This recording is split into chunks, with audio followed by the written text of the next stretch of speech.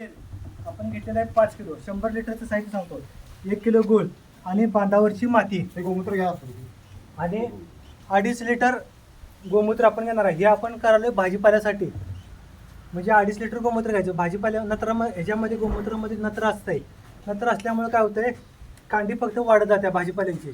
आणि ऊसासारखं पीक असेल तर 5 लिटर गोमूत्र घ्या, त्याचं कांडी वाढायला पाहिजे म्हणून गोमूत्र घ्यायचं. हे तयार करायचं. हे शेण घ्यायचं. शेण पूर्ण हातानं एकजीव करून घ्यायचं. ज्यावेळी आपण औषधं तयार करणार आहे त्यावेळी महामृत्यूंजय मंत्र लावायचा मोबाईलवरती. महामृत्यूंजय मंत्र लावलं तर काय होतंय, आपलं लक्ष कोणीकडे दुसरीकडे जात नाही. हे जर केलं तर आपलं मन काय होतंय, एकाग्रता होत आहे.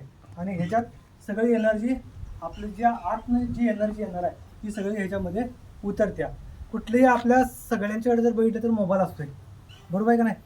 तर मोबाईलचं महामृत्यूंजय मंत्र लावायचा, शेणाचं पाणी करायचं. हे पाणी पहिला ह्याच्यात ओतायचं.